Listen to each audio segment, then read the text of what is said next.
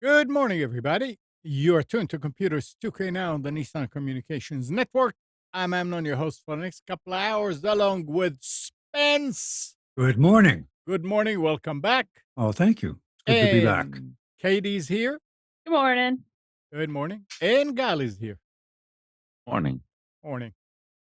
Our number is 919-518-9773, Computers 2K Voice on Skype. And today's show is made possible by vMix Software and is sponsored by Tom Sinclair of Live Streaming Gear. Another Sunday. Yeah. The weather has been nice. Nice and cool. Yep. But it gets warm during the day. Perfect. Got sneeze. Yeah, We went to the I guess it's Shop Local is one of the sponsors of the Dorothea Dix Fall Festival they had yesterday. It was very good. Part of it was beer, but they had a lot of good stuff for the kids. They had pumpkins. You could pick pumpkins and decorate them, and they had little rides for the kids to go around. It was a good, and it rained a little bit in the morning, and then it cleared up. It was gorgeous. So, I had some of the best barbecue I have ever had. I have to say, it was so good. Smith Barbecue out of Wake Forest. Amazing.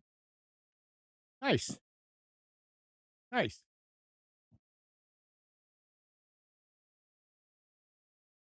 Katie, what were you doing earlier? I saw you with the pliers and some pieces. Oh, I had my 3D prints and I was taking the supports off them. Oh, So what's that? yeah. What is that? A tongue?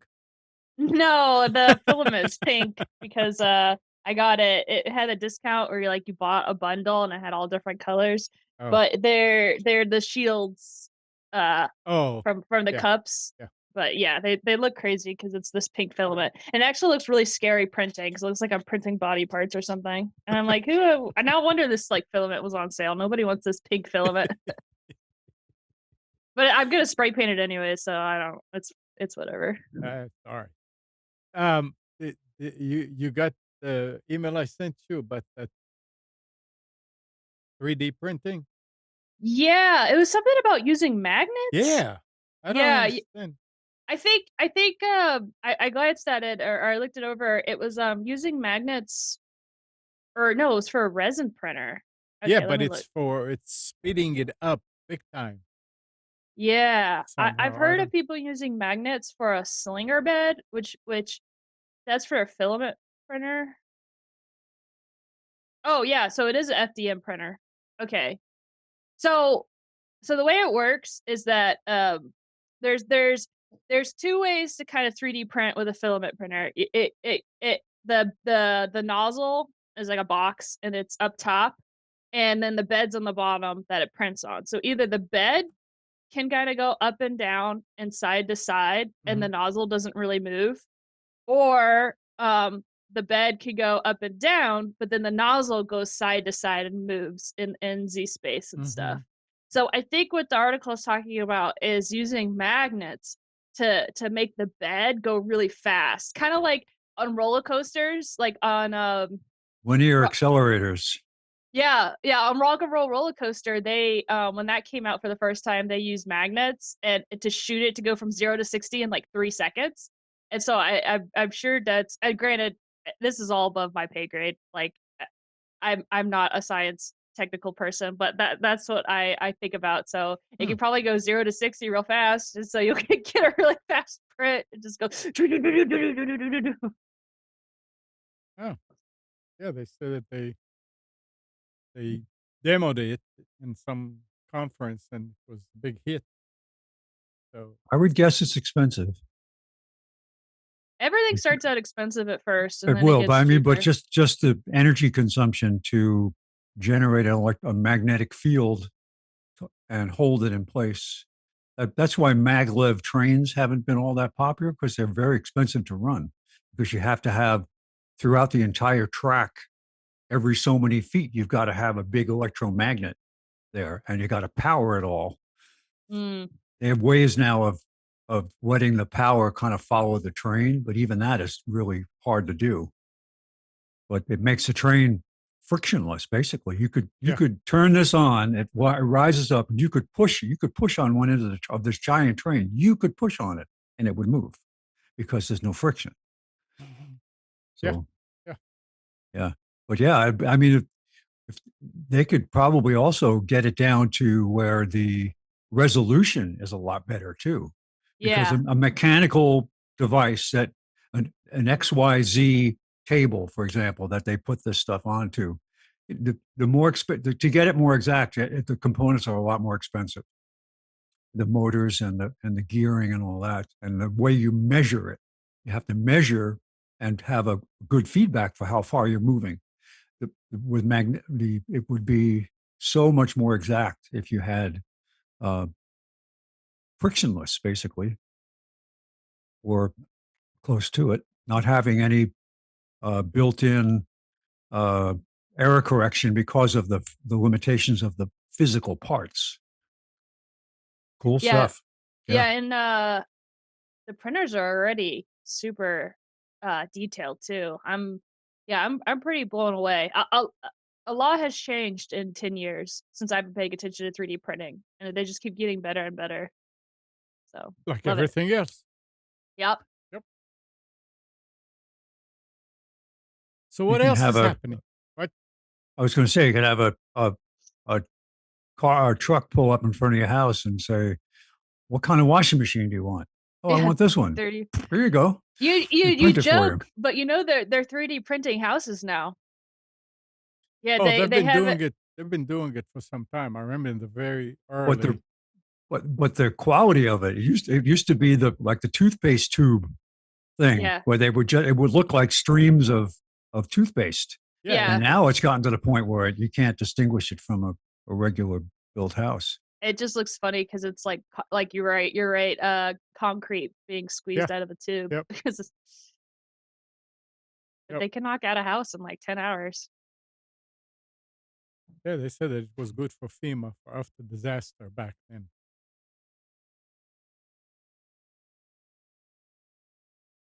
So I had an interesting situation this weekend with my phone. You and phones, man. I'm telling you. You're on the list of Yeah, people that get sent these devices. They're really testing it with you, and yeah. you don't know it. So they Um, had monitoring built in to say, let's see how frustrated Amnon gets with this one. so I noticed for the last 2 3 weeks that the case that's like a boot over the. I mean, it's a hard boot over the phone was bowing, and I'm buying the cheapest cases I can get that have a clip. So I said, let me change it because I have about two or three of them. And when I took it out of the boot this time, the back of the phone came off. And it didn't just come off, it it's like it had goo on the edges that I had to pull apart kinda just to get it out of the case. And turned out the battery was swelling. And I never connected it with that because it never looked like it, but I guess it held it in place real nice. At this point, when I look at the when I take the phone, I mean, look at that. That's I don't see anything wrong with that. yeah. Wait, That's have you gotten um they say that's dangerous, like your battery's gonna explode or yeah, Now whatever. yeah, that's and now dangerous. I was doing a lot of reading about this, and because yeah, I was scared because you always hear about that exploding and exploding. Um, Apparently, first of all, they said that it will not explode unless it gets real hot. So they said that's why you need to turn it off right away if you're using it. But a lot of other people all around were saying, no, it's you just need to take it in and have it replaced. Another thing is apparently they're talking about the later iPhones, the newer iPhone, the newer cell phones. And they don't say what year is the newest or the latest or modern. They have circuitry in the battery that will prevent it from catching fire or explode. Needless to say, I always sleep with my phone under my pillow because of business. No, not that night. I put it aside on a piece of metal, and because I didn't know much. I went Friday. We went to lunch, Spencer and me, and guess what? I had to go right back to the same area, to the same strip, and they have an "You Break, We Fix" store right there on the other side of the building where the restaurants are. And went in there, and of course, it was open already. So he looked at it, he said, "Wow." And said, "No, we can replace it. It's fine. But we don't have that battery in stock. We'll let you know next week when we get it." And he said, "Yeah, but it's fine, and it's $100 to replace it, which is I think is reasonable. What do you think, Gal?" Well, I think you'll find that the battery costs somewhere between $15 to $25. Right, on Amazon, I was gonna do it myself until I looked and I saw, "Oh, boy, you have to take a bunch of stuff apart, and I probably will never get to put it But back." the hardest thing to take apart Is is the the back, battery and that itself. was already out. No, no, no, the So, battery is not out, that's the thing. It's only out the cover but is you out. already have a seam that opened the back. The back I is open, right, that's Yeah, hard. that's the That's hardest part to open well, without like breaking everything, right? Well, this So, was interesting, Gal, because the back cover itself was literally just a cover. Like with an iPhone, you drop it; it's two halves. You've got circuitry and things on both sides. yeah, Whereas his phone, it yeah, wasn't that way, and the battery was still attached and glued to the main yeah, front part of it. And that was the issue was how they show. Remember that one video you watched down there with a guy taking a hair dryer to the yeah, glass well, front that's of the of right, the that's phone yeah, to heat it up to soften the glue to right. get the battery out. Yeah. There were different ways that people said they do. Some said that they use alcohol and they dripped it on Yeah. the edges, and so some you see this?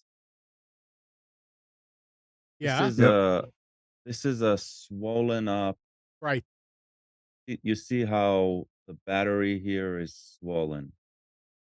Um, This is an old Samsung. It's hard to see it, but yeah, on this one, but you can but you see see it. it's not flush, right? Yeah. So the back cover, it's just Yeah. Oh, that's plastic how eventually, mine is. Yeah. But right? And so as you can see, when you look at the back, right. this plastic here, Yeah. this is a Samsung. So this plastic here is just a cover, and underneath it there's the battery. Right. And yes, it's not as simple as taking the battery out and replacing it with the ones that had an open back, but it's not that complex. The reason I didn't replace this one is because I have another phone. I'll order a replacement for this, but I'm not sure I have a use for it. That's why I'm Yeah. waiting on it. Well, this So battery in mine is half the size of the phone. yeah, Same here. It's a big battery, the one that's 58. Yeah.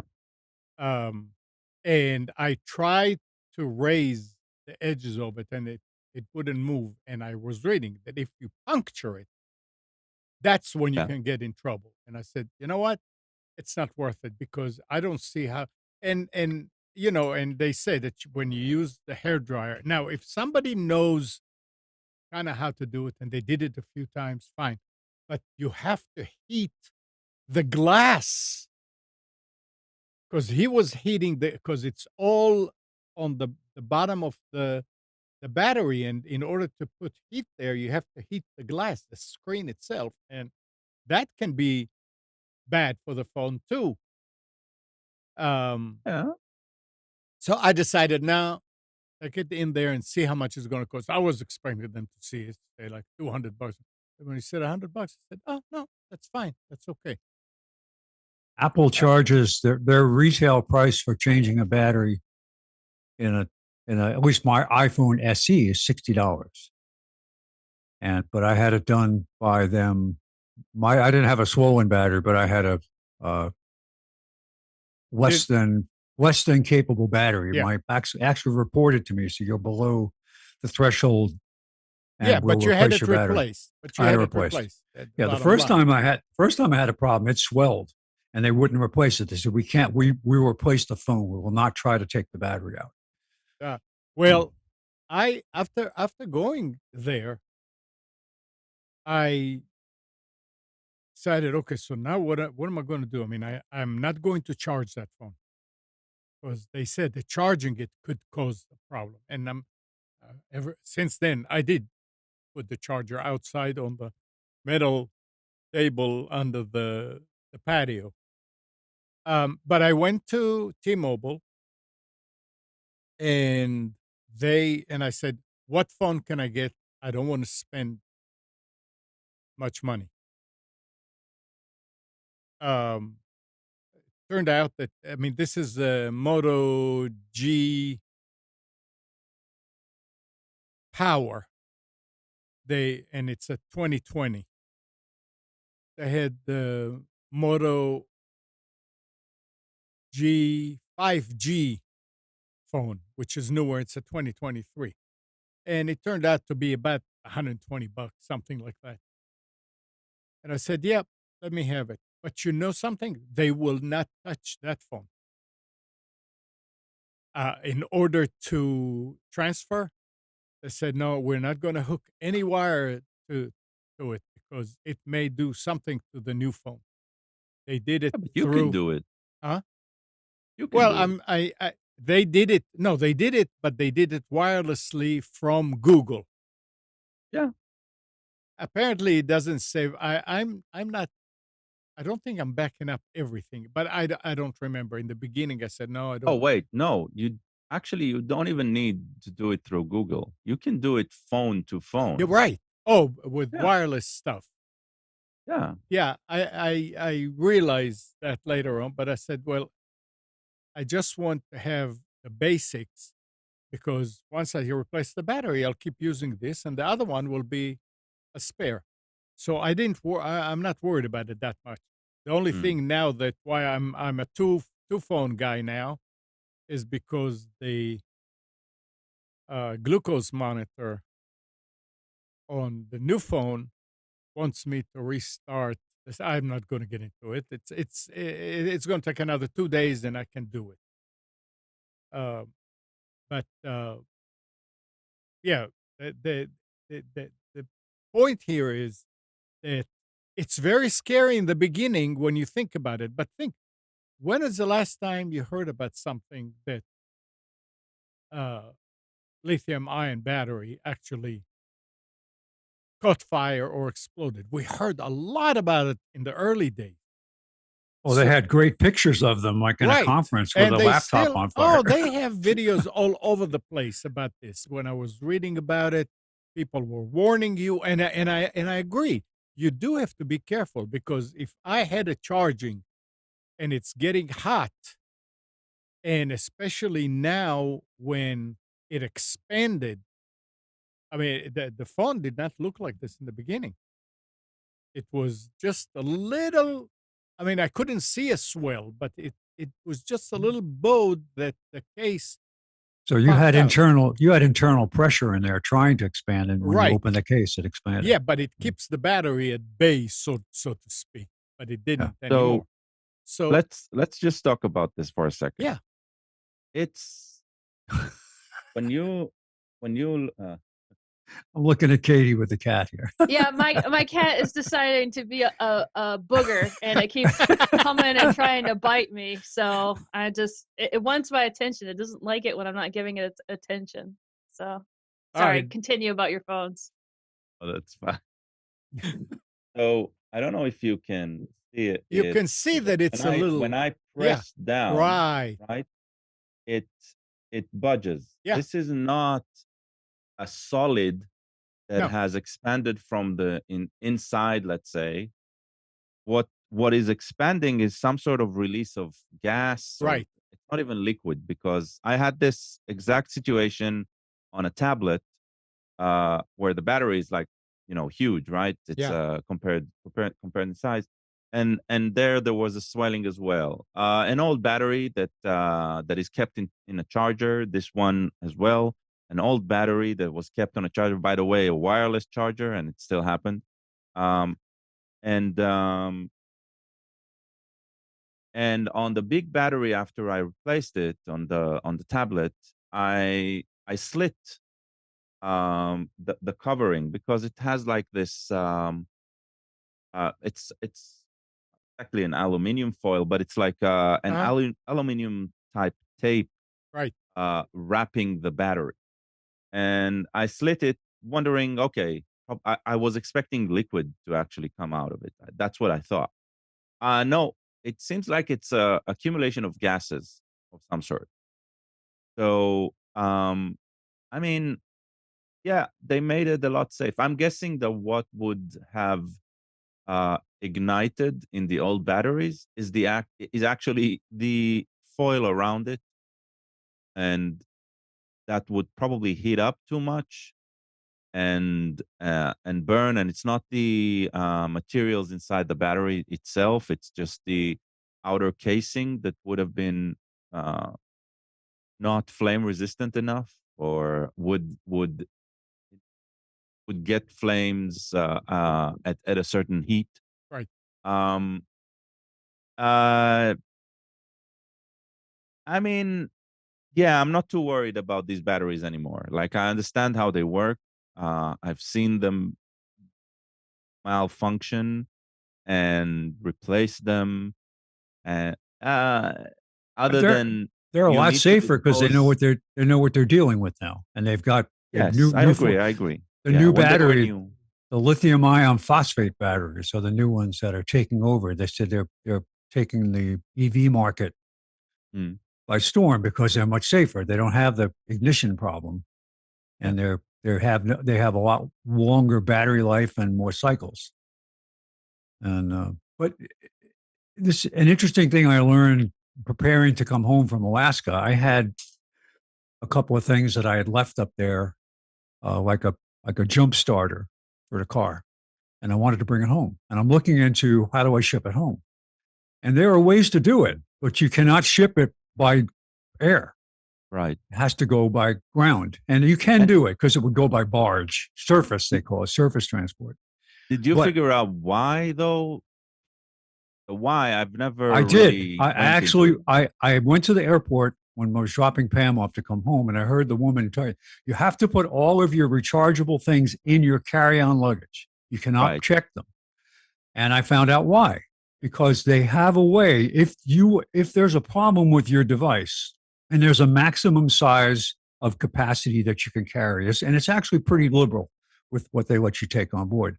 But if there's a problem, you will know because it will be getting hot. And they have bags, special bags. The crew of the plane are trained on how to take that device, whatever that's going bad, put it in a special bag that they seal that will stop it from being a problem. So that's the only reason why you can take it. You have to take it in the cabin so that if there's an issue, you know. If you check it in the bag and it catches fire in the baggage hold, you're screwed. Yeah, I mean, but what it's if you put the carry-on in an above compartment. No, you'll still know because you'll smell it. Something will be Mhm. happening. You'll be able to tell.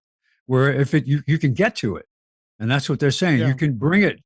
And I was surprised because now I took a charger pack and another battery bank, and I put it in my carry-on bag, and they said no problem as long Yeah, as it. yeah. Yeah, and to send it you could send it transport, but you can't send it priority mail. They won't let it go through that system because that's air. But you can send it ground surface transport, they call it, and you have to put a special sticker on it. It's got you see this when you buy stuff from Amazon. You'll see this special sticker with a picture of a battery and a lightning bolt and a number, and the number tells you whether it's a lithium ion or a lithium metal battery, and each one has its own characteristics. And there's differences between whether it's a raw battery or it's a battery inside a device. Like if you have a portable whatever that's got its own battery built in, there's two different categories. That if it's in its original container, it's safer because it's designed. But if it's a raw battery just in a bag, it's different. Of course it is, because Yeah. there's yeah. So, but they figured it out, and I said, "Well, this is good because you can carry this stuff." So, a lot of people have made investments in these larger battery banks now to take for charging and use that have a lot of reserve capacity. And you're thinking, well, when I first went to the airport, I said, "What do I do with this? How do I get it home?" And it really wasn't a problem. Yeah, well, Yeah. we travel internationally at least once a year, right? And I always read there's always that page where all of the things that you're not allowed, right? And you're Yeah. not allowed to check. So most of it is just you're not allowed to check bags with that. And some of the things you can take on board. Yeah. Yeah. But it's kind of didn't know that they actually have a plan on board the plane to deal with it. Oh, yeah. Well, bottom line, it's something that, I mean, you can't take it lightly.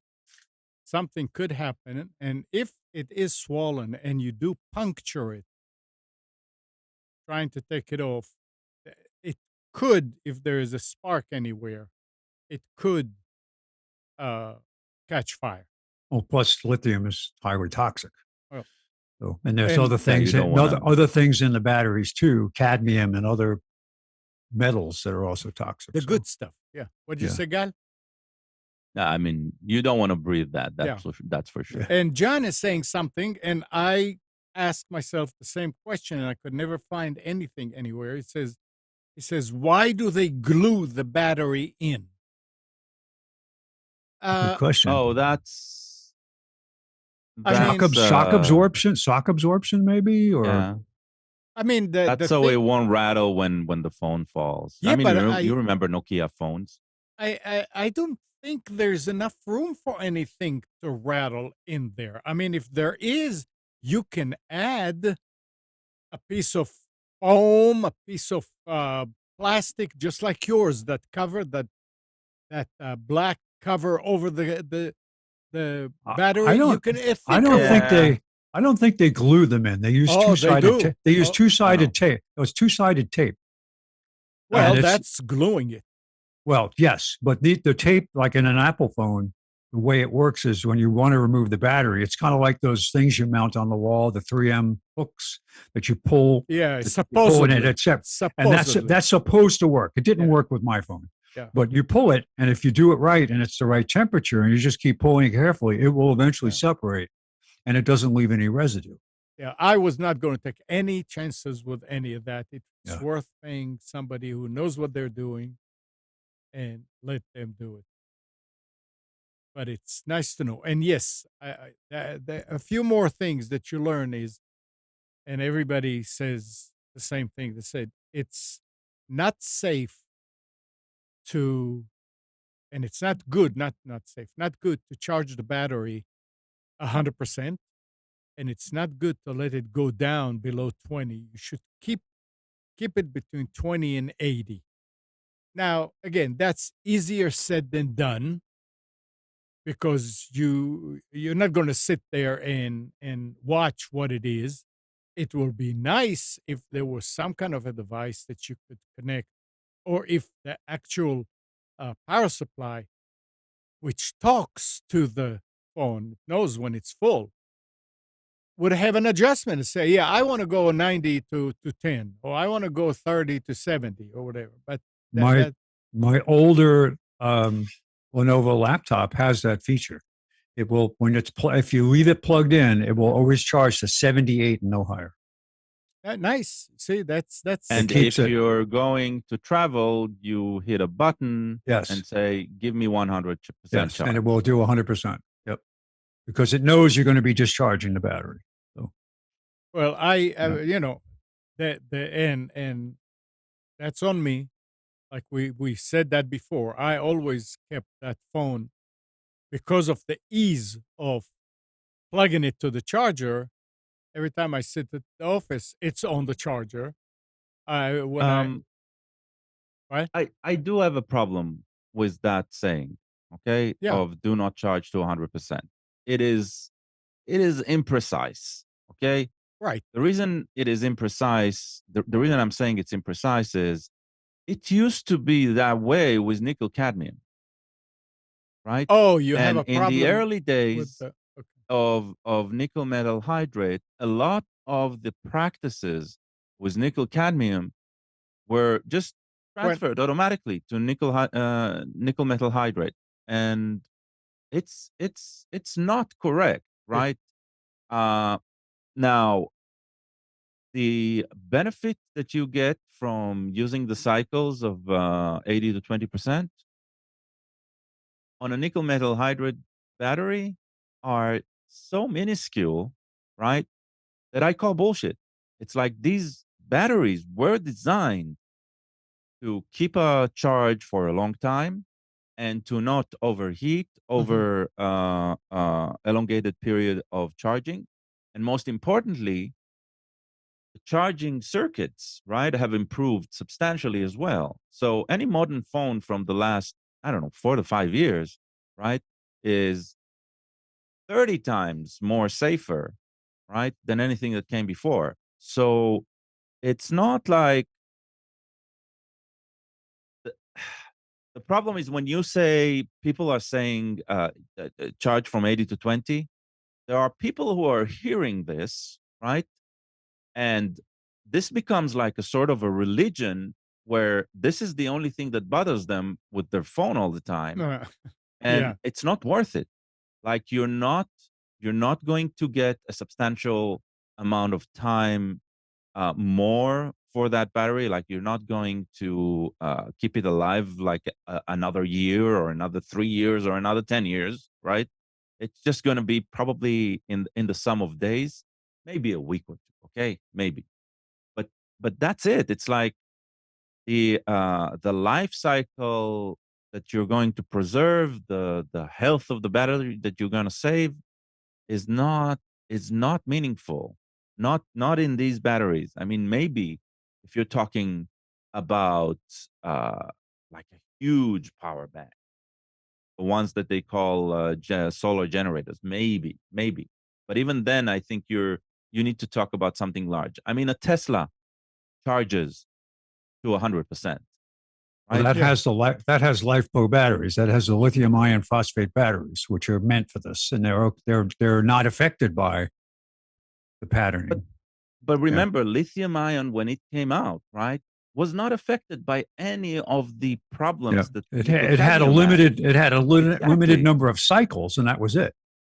Right? They say you would measure. They said you could. Oh, we this battery is designed for 1,000 charge cycles. Right. Was that a 0 to 100 cycle or a 50 to 100 cycle? Well, how does it actually work? So they really couldn't explain, Yeah. And what the eventually we found out, right, that they're probably good for 6,000 cycles charge cycles. instead of 1,000, right? And so it's like, yeah, we learn more about how these materials work, but let's not take our old habits and just transfer them automatically saying, oh, this is safer. No, it's I not. think You're ruining everything. that probably was more of a regulatory thing that they just said, well, we need to come up with a new regulatory thing about, well, let's use the old one because at least we know we're covered.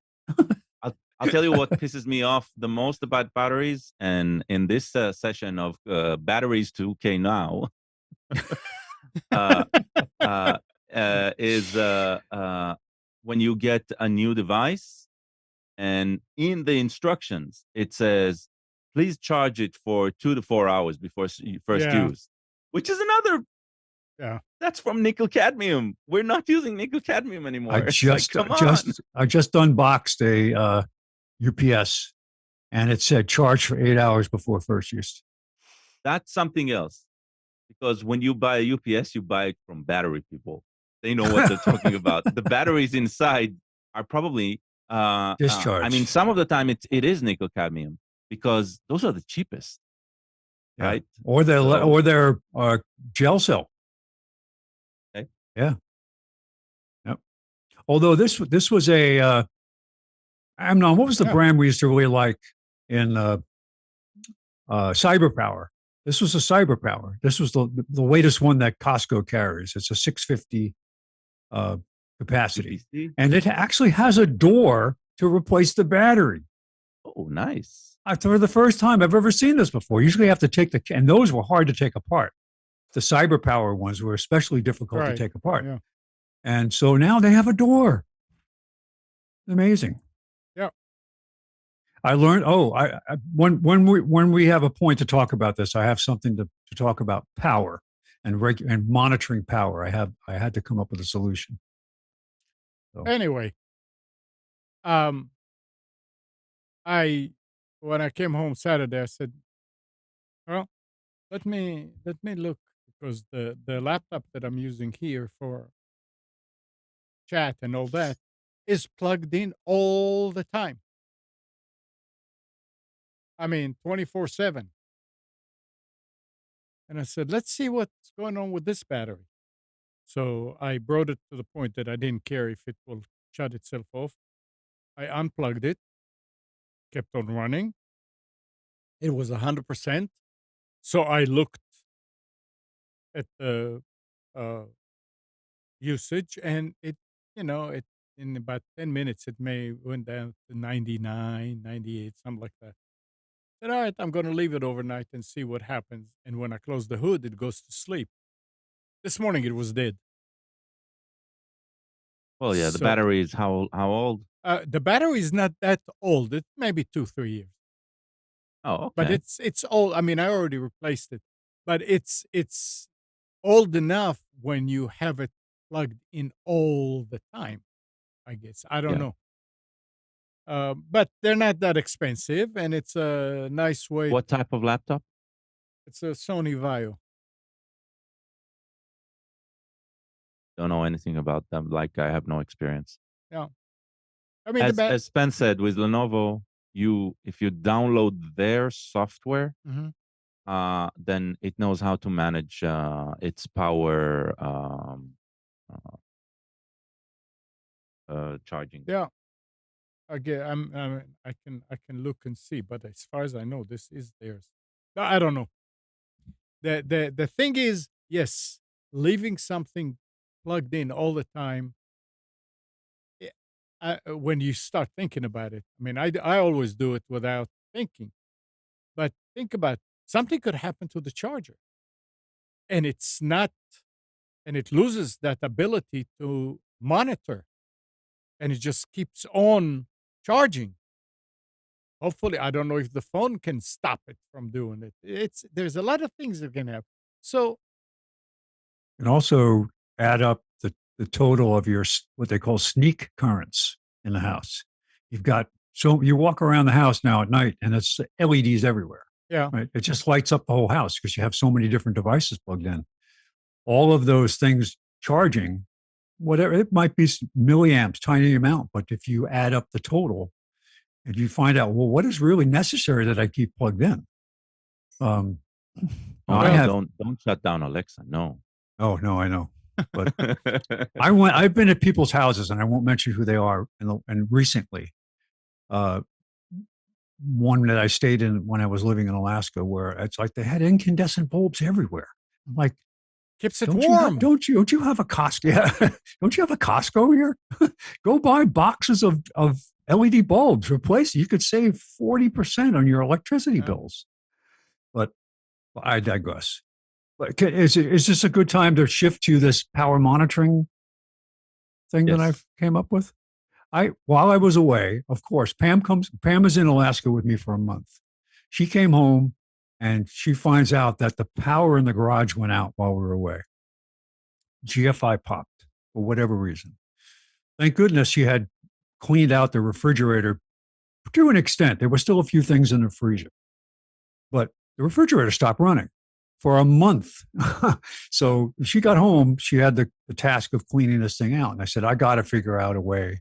We've got trips planned. We're going to be away. We're taking a trip in February into March next year that we're going to be gone for a month. And so I got to have a way to monitor this stuff. So I looked around and I just was searching for power monitors, online power monitors, and it turns out that the brand that I use for my whole house water valve and the sensors I have around the house also has a power monitor. And it works with their hub. They have their own proprietary hub. It works on like 900 megahertz radio. So it's a very long distance solution, but it is proprietary. But it will talk to the controller. And they said, provided that you have your controller and your internet on a UPS so that if you lose house power, you still have a way to report back.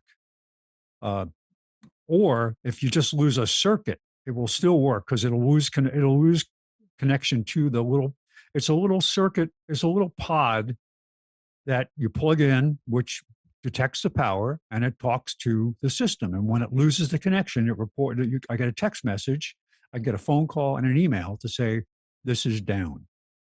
So I installed this on the circuit that's on my refrigerator in the kitchen and the circuit that's on the refrigerator in the garage. So now if the power, either of those goes out, provided my internet is still working, I get a text message. And then even what? if the whole system goes down, the Yolink is the brand. It will lose connection to the hub, and it will still send me a message saying lost connection to your hub. But which is nice. Spence, but then what? Well, then I can call my kids and say, go to the house. What happened? Oh, Is it a total outage, which will come back in a couple hours? Or is it just the one circuit in the garage, which we would have never known about? Mm-hmm. So I feel good about it. And it was reasonable. I bought a couple of these. I might add some other devices. I'm abandoning UMA soon, as soon as I can get I'm going to go with the Wise alarm system solution as far as my doors and sensors. I already have them. I just haven't switched over to using their monitoring yet. And I'm going to abandon the UMA stuff that I have, which has worked well for over the years, but it's still, I don't want to expand on that system. I just don't think it's, and I don't need the TA anymore. I'm getting rid of my home phone number. I don't want to be paying their fees. Mm-hmm. But Yep. I recommend Yolink. It's a lot of people really like it. It's hopefully a company that'll be around for a while. But they have a good array of different products that I like. I especially like their water valve setup. Let me ask Spence, Sure. why not Z-Wave or Zigbee? I did think of that, and I don't know. I did have original. What was a Wink? I did do Wink originally. I had that for a while, and then when they went out of business, I was kind of disappointed in that. I thank goodness I didn't make a big investment, although it probably wasn't proprietary because it was Z-Wave. But I decided so you just could replace the controller. Yeah. But you know what? I looked at it originally. I thought, well, Wi-Fi isn't reliable enough to use as a technology. With the Yolink, they have their own 900 megahertz infrastructure that will talk back through the network, and it's connected directly with Ethernet. It's not using Wi-Fi. So I don't know. It's just the way I was leaning, and I was at the time. I picked an inexpensive, simple way to do it, that I could expand on. I like Wise as a product. Um, I have cameras. I actually have a spotlight camera that I got for a present that I haven't installed yet. I need to get up on the side of the house, put that in. But I've got a lot of cameras. I've got their um, sense door sensors and window sensors that I've installed some of them. I haven't put them all in yet. Mm-hmm. But I have their monitoring too is inexpensive. It's like UMA had their monitoring was a lot more expensive. Uh, so I want to go with this. It's less expensive. You can pick the cameras you want to have their uh, recording done on that saves. They give you everybody gets a certain amount of recording for free. But to record longer sessions, you have to pay per camera for the plus um, feature, and you can do it. You can by camera. You don't have to buy it as a package, basically. Yeah, but uh, wise, like how much do you need to pay them so your neighbor will not see? Yeah, yeah. They Well, had that they also have the local bug, the local recording option too, where you put SD cards in all the cameras, so you don't have right? to have it. Yeah. And it No, I remember overwrites. they Yeah, have an RTSP option, at least for some of their cameras, yeah, where you can do everything locally. Yeah. Yeah. they do, which is interesting. They also have their battery powered camera, which you can still buy. They now have a way to keep it charged. It's an outdoor camera with a cable. They have a waterproof setup for it now. But that has what they call vacation mode, where if you want to go away and use the camera, you set it up so it talks directly Wi-Fi. It becomes a Wi-Fi um, access point, and you connect your phone to it, and you can use it for recording on battery power wherever you go. So if you wanted to do a motion a time lapse film of you driving somewhere and you put it on the dashboard, you could use it, which is kind of cool. So To close the discussion of batteries and stuff, there was something else that I came across somehow across that video on YouTube that was talking about dead battery, dead drill battery, electric drill, battery powered drill, and it blew my mind. I never thought about it. I was talking about that sometimes you have those devices that have lithium ion batteries and they're dead. And you put it in the charger and the charger will not charge it. I don't know how many batteries I threw away because of that. I mean, they were old, but I tried what he said. And what he was saying is to take another battery and that has some power in it and connect positive to positive, negative to negative for about 5 seconds, and then plug it into the charger. And lo and behold, sure enough, it started charging. I had a bad battery on the shelf. It started charging it. And the explanation is that a lot of these batteries talk to the charger and say, "Hey, I'm hungry. Give me some juice." If they don't have anything, if they're completely dead, they don't talk to the charger and the charger doesn't see it. It's just like the charger is plugged in, but nothing is plugged into it.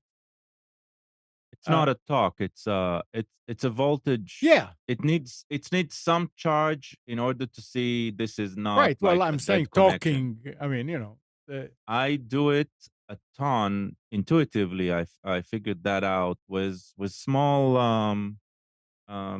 double A and triple A uh-huh. batteries. So I have a bunch of chargers.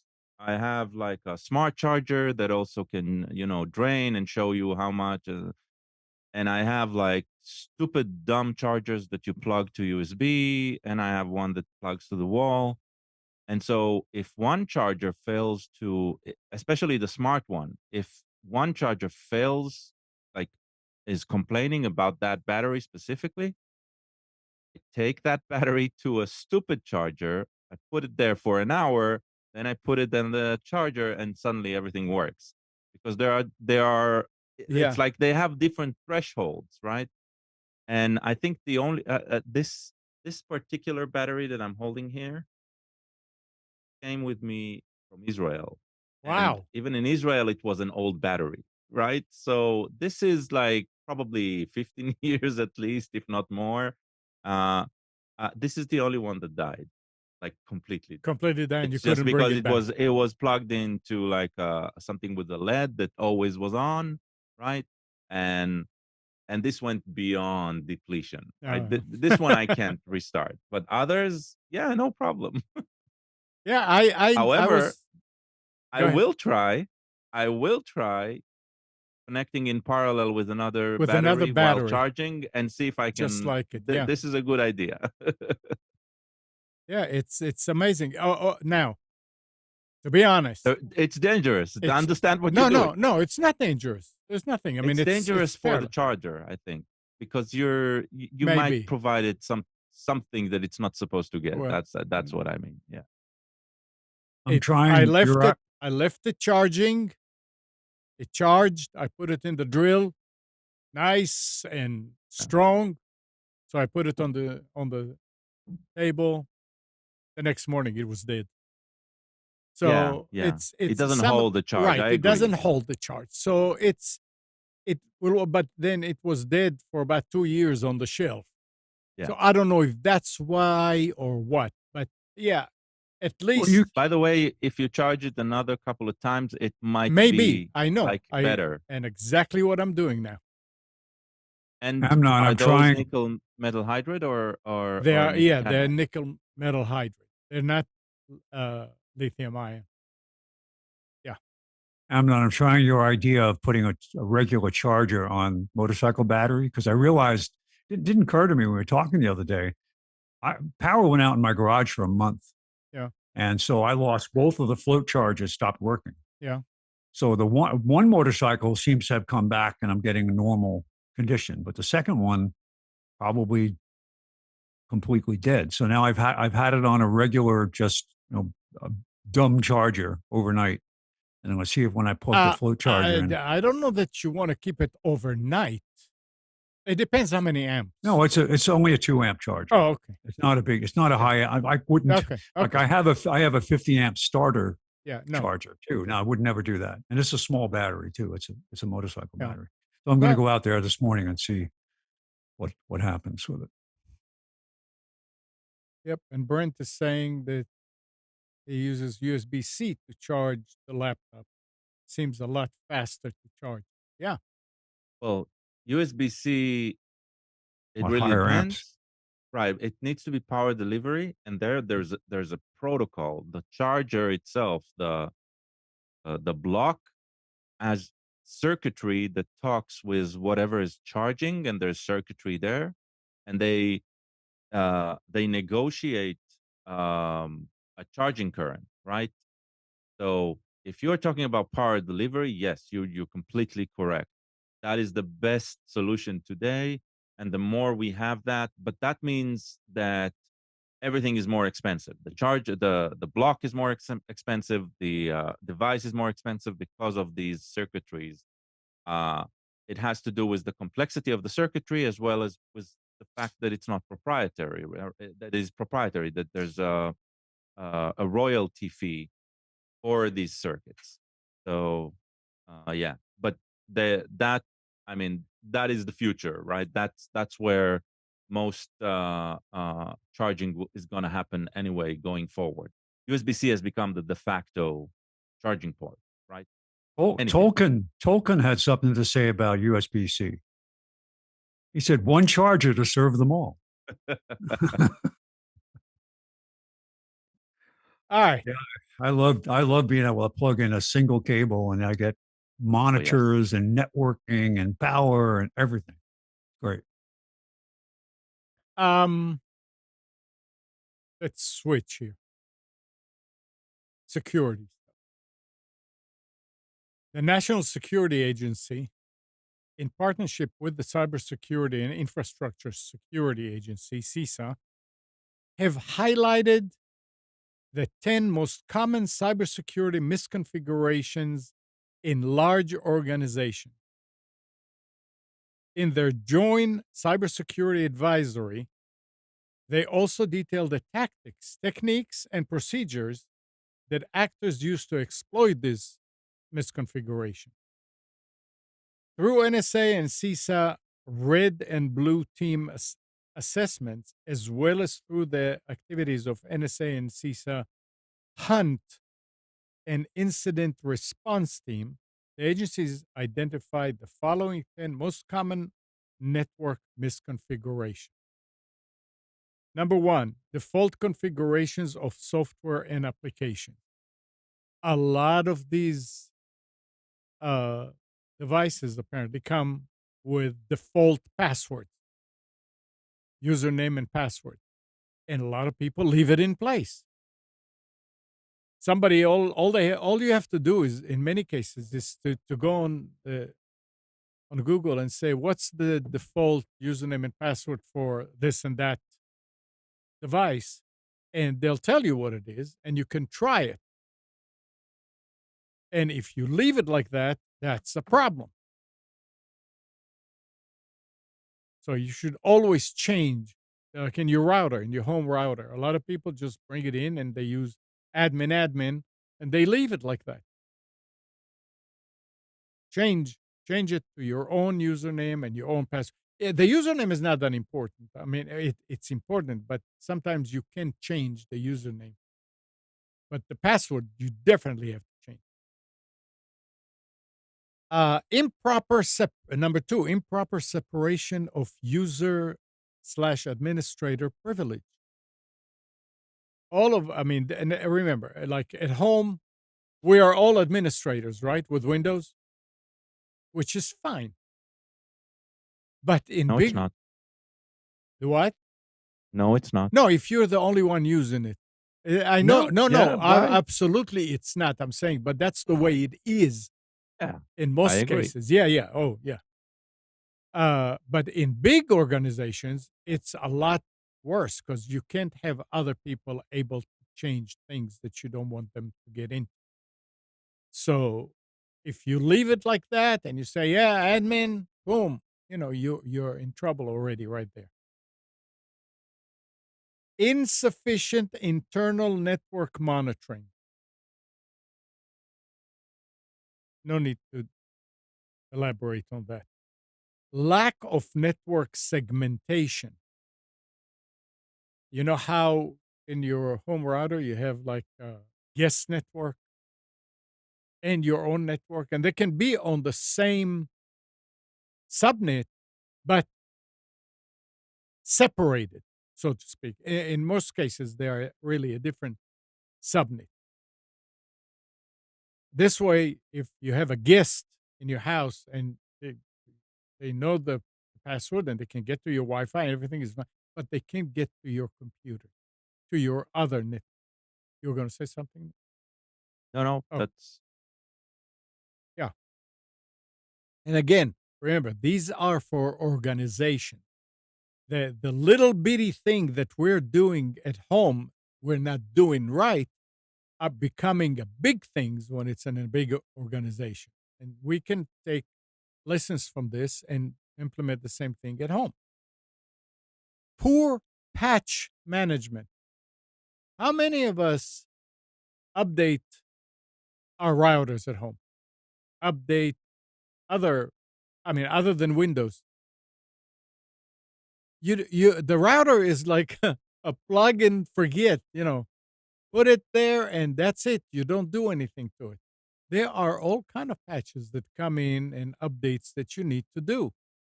And if you go to the router menu, you'll see check for updates and you may be surprised. yeah, but Yeah. right. Uh, the difference here in organizations to residential equipment Mm-hmm. is on residential equipment, at least up until a couple of years ago, the router manufacturer will state clearly on any firmware download page is if everything's working, don't install this. Like this is just to fix a bug. This is just to, right? It's like I would rather, as a manufacturer, not deal with your crap just because you Well, messed up a firmware update, right? Instead of, but when you're talking about enterprise, that is like there's one every other week, and you need to be on top of that. yeah. I mean, you need to be to understand these. And if you go to your home router and you see the updates, you need to know what you're doing.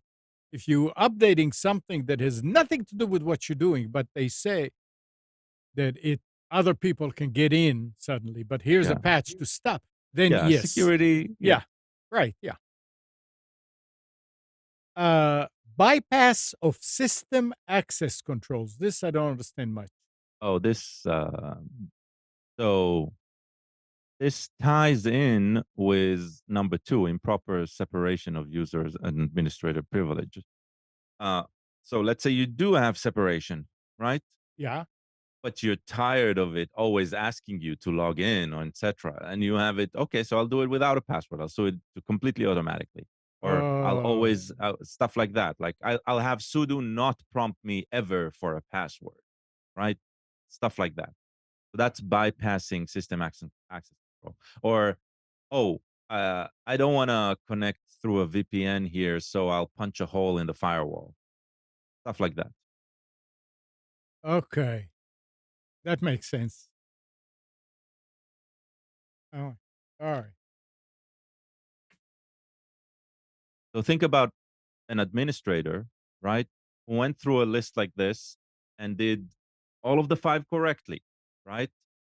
And then he does this, he basically sabotages all of the above, Right. right? Oh, yeah, So okay, I that's see, the yeah, thing. Yeah. yeah, yep, that's not an administrator. That is definitely exactly, but it's the Yeah, administrators doing at yeah, this point. Not even lack of doing, it's his mhm. doing.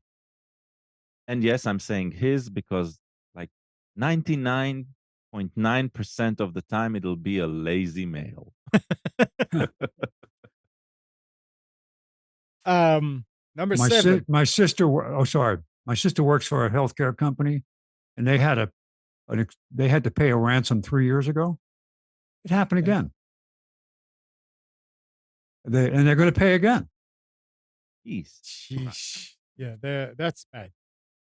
Because they can't what? Because they can't fix Uh, their security? well, no, unless you're talking that something happened because a user did something. Yeah, but that also means you do not have a proper backup. That's But you can Right. take absolutely Right. everything yeah, offline and yeah, you can restore. yeah. And if you It did was not an learn that, the latest exposure was an email. Somebody opened an Yeah, attachment. that's yeah, The that financial would be the way in, the CFO of the company yeah, of opened an course. attachment, and that was it. yep. So yeah, Weak or misconfigured multi-factor authentication methods. There are Yeah. different ways to do it. Go ahead, Gal. Yeah, you talk. I would clump this to 6, like to the previous one, bypass of system access control. This is not maybe, right? It doesn't matter. What? I wouldn't have put it this in the top 10. Let's put it that Oh, way. Yeah. It's like it's a sub small category of bypassing system access control. okay. Talking about access control, insufficient access control lists, ACLs, on network shares and services. Okay, so this is scratch out network shares. That Okay. has nothing to do with anything. Okay. Uh, Whoever isn't setting their network share to everyone, everything, they're just dealing with like outdated knowledge. What you do want is, yes, you want your services to be to use proper ACLs, and you want your file systems to use proper ACLs. Do not manage network share permissions. They are useless because once they are passed, right? And once you assume that they are the protection, if the rest is completely open, then you're screwed. And so don't worry about an invisible door that is usually easy to pass, regardless of the way you set it up, right? What happens when you physically have access? And that's the network drives themselves, the file systems and the services. And I think that is what is meant here. But the moment you use network shares, that is when you confuse a lot of experts, actually, right? Users, I'm not too worried about, but yeah, whoever. All right. I, they Friday was my last day in the startup that I worked in, and I'm going back to Varonis Monday, but tomorrow. So I don't want to talk bad about anything in Varonis, but in Varonis, in my past life, I worked with customers. Okay, and I was supporting large organizations, which the people that I talk with are the people who are managing storage, who are managing the security of the storage, Mm-hmm. right? You would think that an organization that paid tens of thousands of dollars on a product, right, for security, will assign the people to work on security and to work on the infrastructure to have some basic knowledge of IT. Right. IT people do not understand networking. I've worked with IT people who do not understand networking, who do not understand file systems, who do not understand file systems permissions. Now, this isn't very complex science stuff. I would sit down with Katie. Sorry to throw you under the bus, but Katie is like an uninitiated. She's not an IT person, right? And I could explain it to her in 5 minutes, and she'll get it. It's not complex, but it eludes so many in the industry that it's mind-boggling. It's like it's Yeah. you want to bash your head on a wall. It's like ridiculous. So using the right terminology is always key in order to get things out of the way. That's why it's like it triggers me. No, I mean, it should trigger everybody. I agree, Anybody but who's in, yeah. All right. Poor credential hygiene, which yeah, They're I using the wonder. wrong. They're using the wrong soap. They need antibacterial soap instead of uh, the regular. I'm wondering what they mean here. If they mean like limiting the passwords to 12 I characters mean, it, or not using, all, it's like, it's all these but I would things. put it higher. And then unrestricted code execution. Yeah. But I would plump that to 6 as well, to bypassing system access control. But yeah, I get what they're saying. Yeah. It's something that we really need to worry about. And if you're in IT and especially if you're an administrator, you need to know that you can't just overlook little things, always the one that come and bite you in the ass. The big things, yeah, definitely, but even the little things. So you are paid to be a system administrator. Think about it. System administrator. Then you need to make sure that everything is working the way that it's supposed to, and every option is being taken to its fullest advantage. And yeah, sometimes it's hard to maintain, but you know, do it on paper. Write down exactly what you need to do and go through it. I mean, I have lists that I go that oh yeah, I have to do this and I have to do this and I have to do this. And if you have a lot of things to do, you forget some of them. So there's nothing wrong about writing it down and go 1, 2, 3, 4, 5, 6, 7, whatever.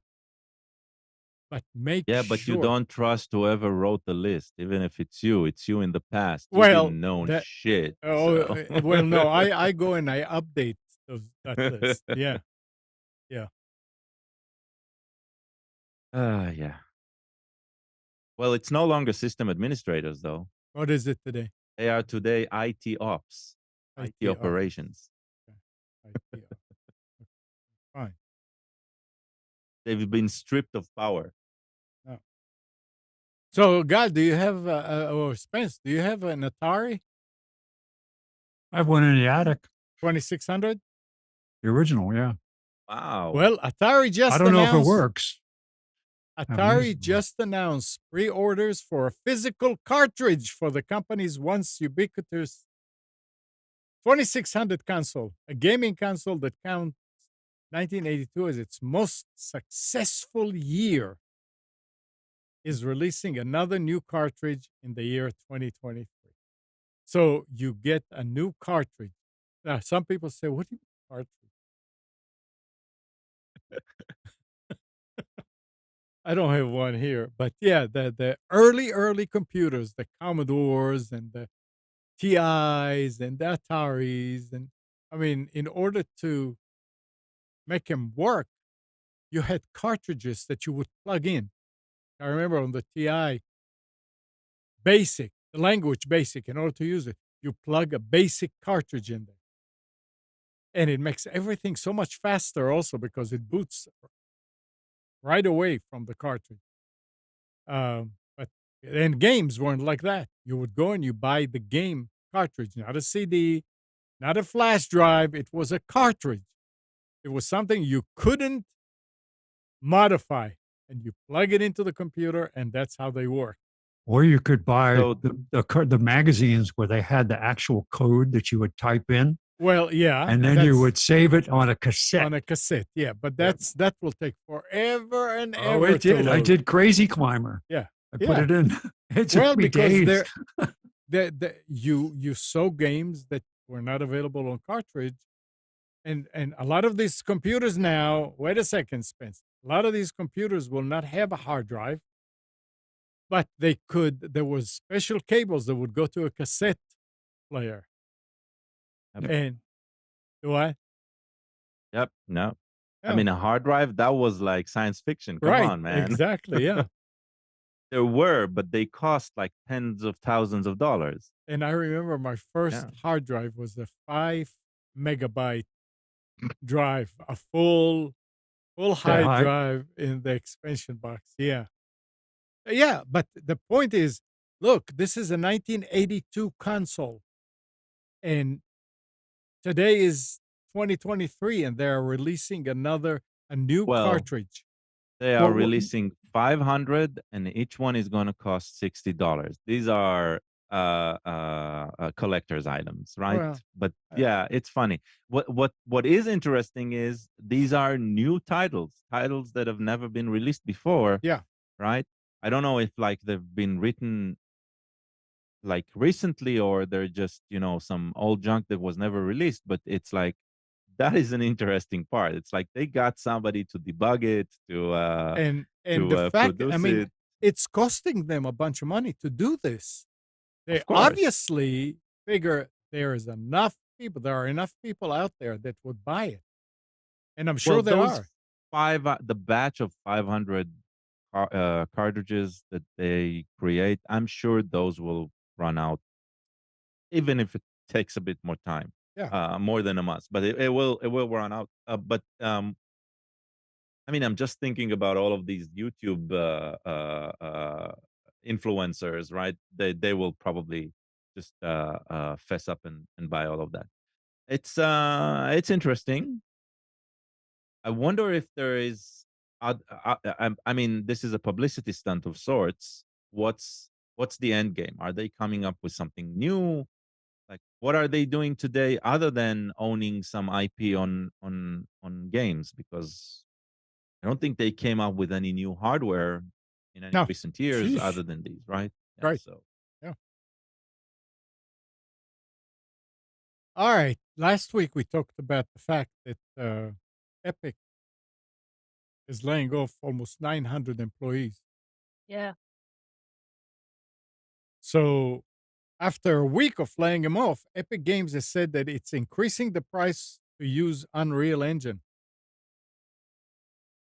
Dun, dun, Just, dun. but not for game development, not for the game development community. Ah.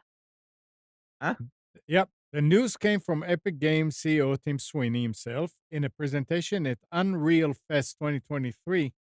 In a video captured by Fortnite creative developer Immature, Sweeney explained that developers using Unreal engines in the film, TV, automotive, and other industries can expect to start paying a per-seat license fee. He claimed that the Interesting. pricing model will not be unusually expensive or unusually inexpensive, and that its pricing structure will be similar to subscription services like Maya or Photoshop. How much is that, Katie? How much is what, Maya? Maya or Photoshop subscription. Well, you could subscribe to the Creative Cloud, which includes all the Adobe software for like $75 a month. If you just do Photoshop, it's $20 a month. Okay. Maya, I'm not sure what Maya is, but I imagine it's anywhere between like $50 to $100. Okay. But it doesn't surprise me because for the past 10 years, Epic has been building up their other businesses, business support.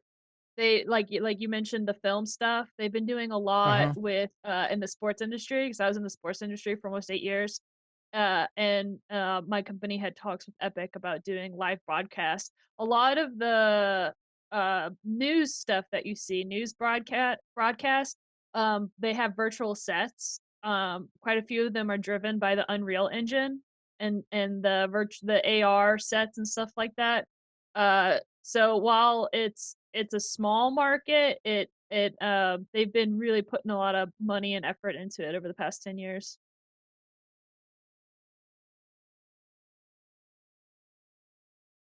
Cool. They need to make more money. You said, what'd you say? That's cool. I bet you they were gonna raise the prices on the games too, like the game devs, but then Unity pooped the bed recently, so they're like, let's not do that right now. Let's not get bad PR.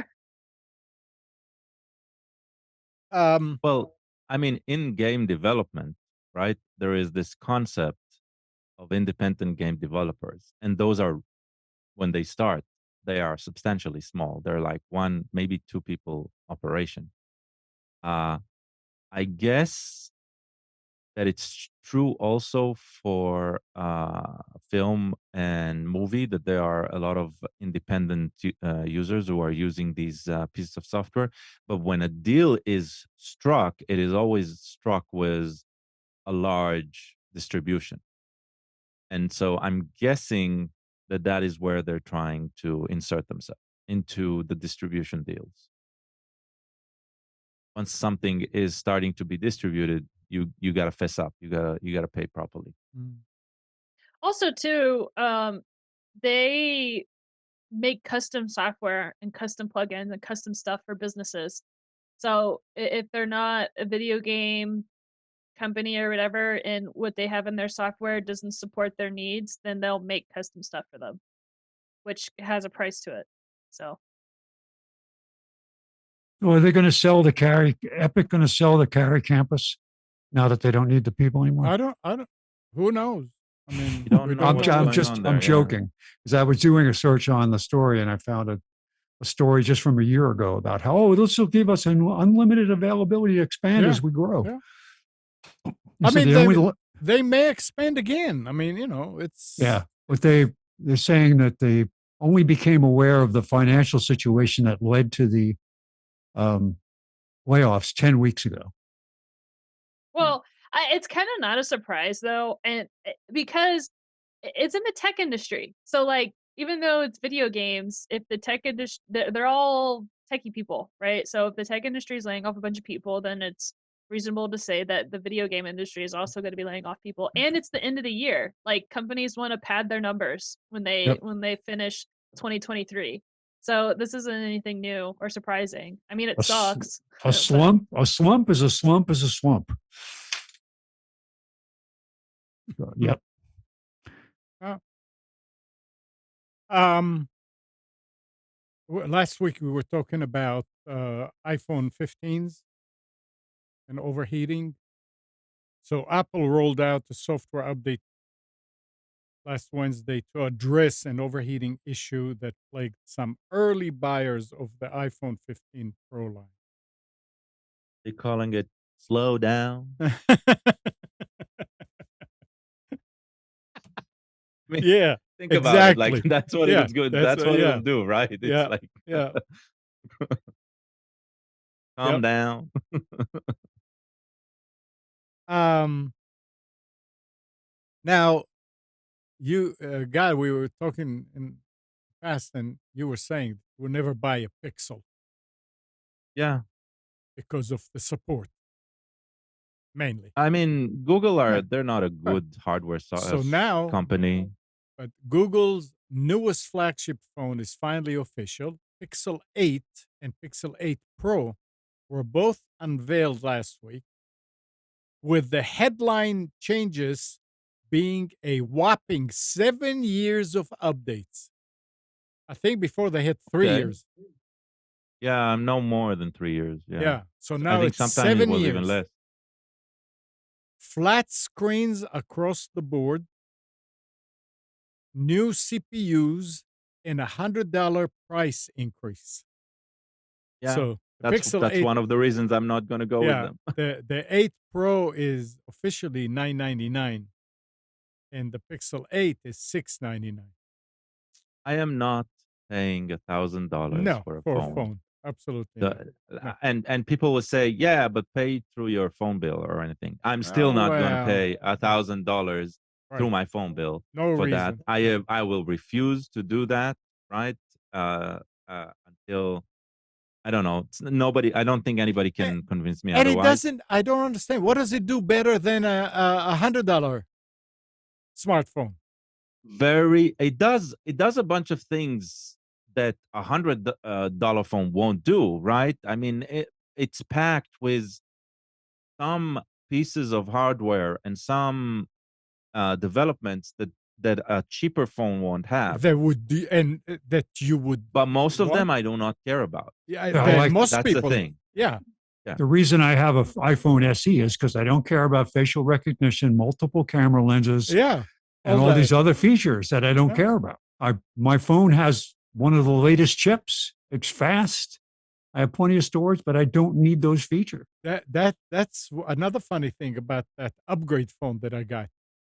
The old phone that I had has three lenses. The new one, which is 4 years newer, has only two. They figured out a way to save money because say, well, yeah, we had, and when you see other phones that have 3 and 4 lenses, say, what the hell? What is this? For what? Well, For 3D and for no, it's not for depth of 3D. field and other things. Wait, Depth of field, the stabilization. There's a lot. They're smart as hell. It's Wait, like my phone. So I got the phone that has the 3 lenses, Yeah. but then this little black lens right there. That's I can do 3D scans. So I was doing 3D. I was doing walkarounds okay. of objects, and it was creating a 3D model Oh, okay. All that I right. can download. Yeah, that's what it's for. Yeah, that's No, no. To the average person, you'd be like, "Well, why do you need that? Like, what is?" I have no. I mean, I didn't use this phone much for pictures. Only when I need to take a picture and send it like somebody, and I just turn on the camera and take a picture. I never played with see what would I mean. How can I change it to this lens? Or can I do this lens? Or what can I do Oh with no, that? you do. You have zero control of which lens is active. It Oh, depends on the software itself. Does automatic equilibrium between the input. So they are separate sensors, right, with yeah, separate lenses. But it's a bit like our eyes. Eventually, you get a single image that is yeah, a composite of.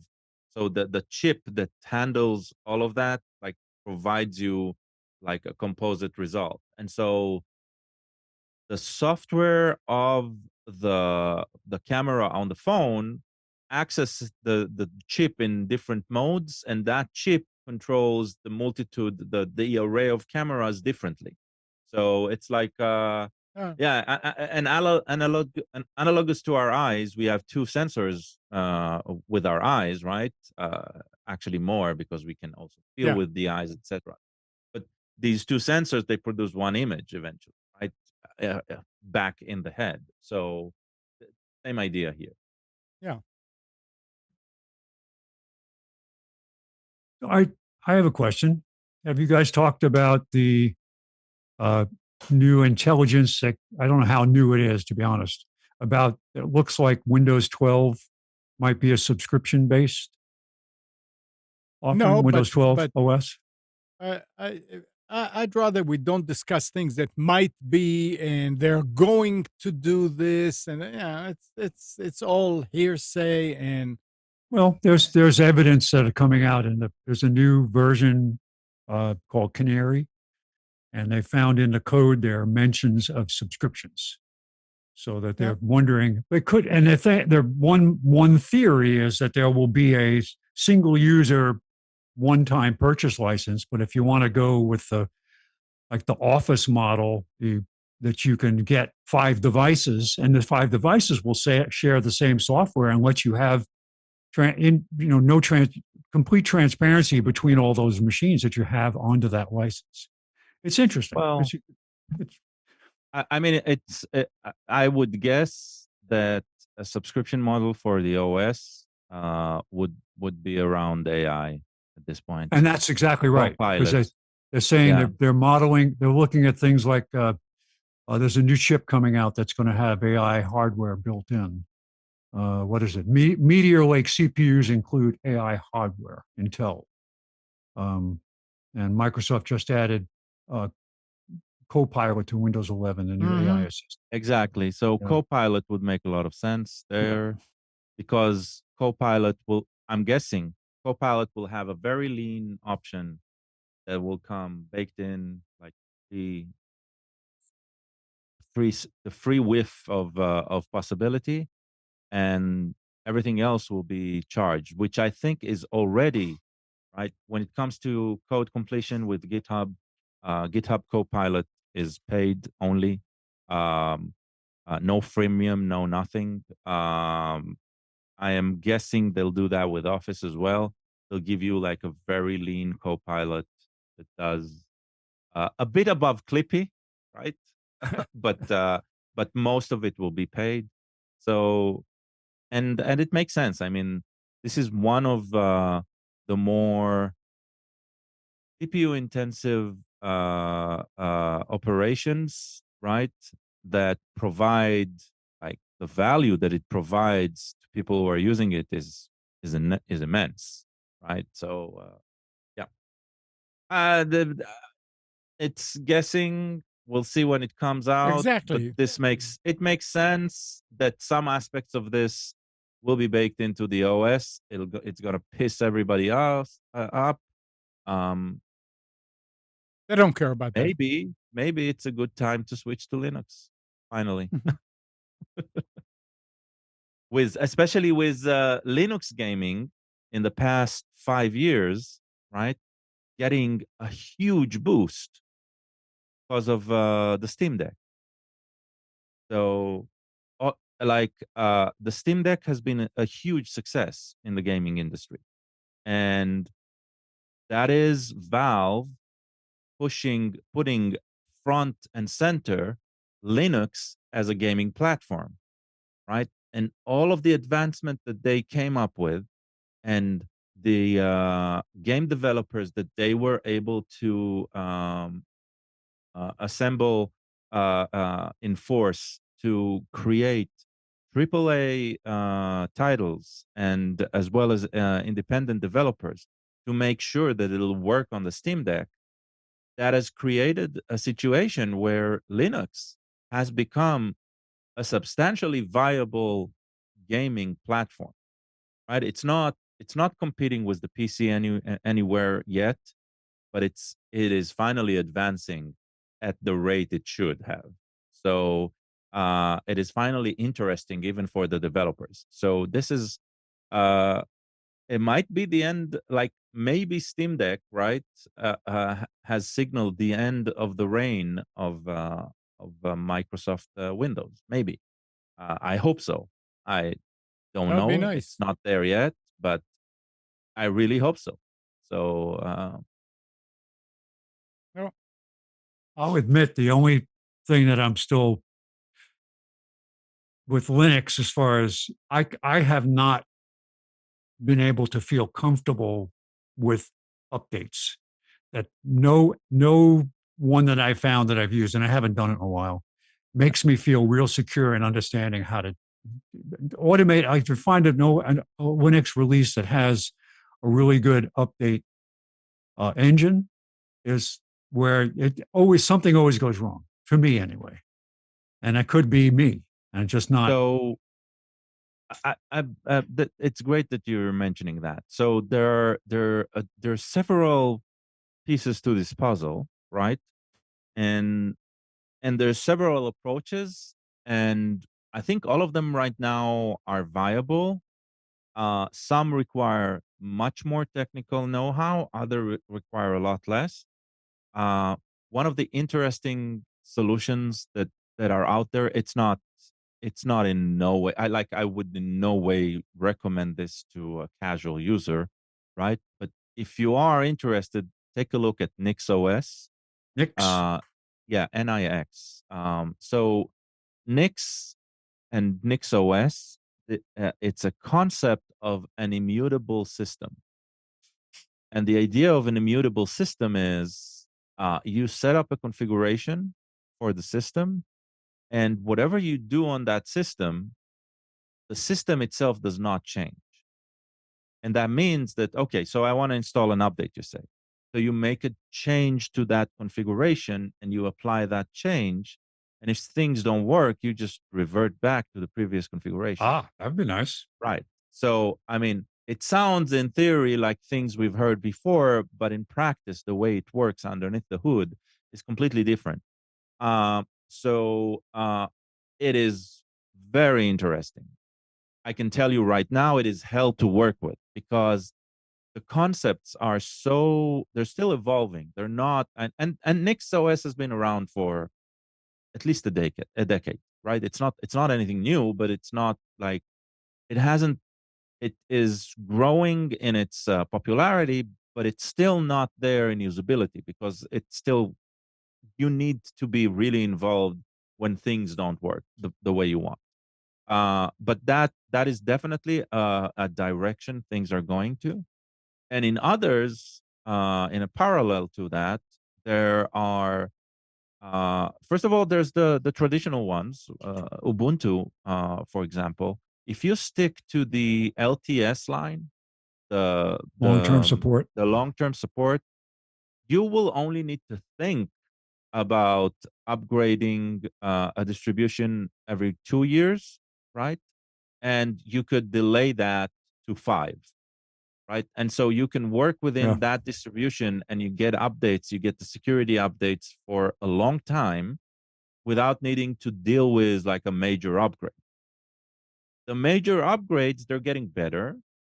They might be more involved, right? They won't be as smooth, let's say, as the move from Windows 10 to Windows 11, for example. But they're getting there. They're a lot more streamlined. And even there, I would say, don't even go with Ubuntu. Go with something like Pop OS, which have done phenomenal work on streamlining the usage through very comfortable tooling. So you have you don't necessarily need to interact a lot with the command line. You can, you still have that power, but you can provide like a casual user a lot more comfort, right? So Pop OS using the LTS model, LTS scheduling of upgrades.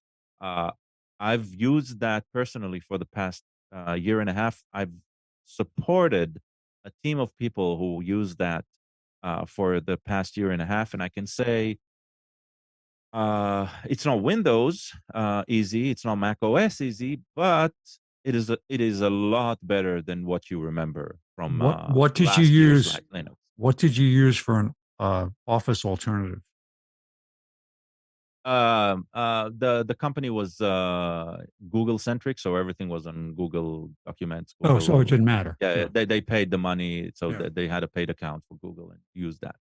Okay. But I did do at home on Windows.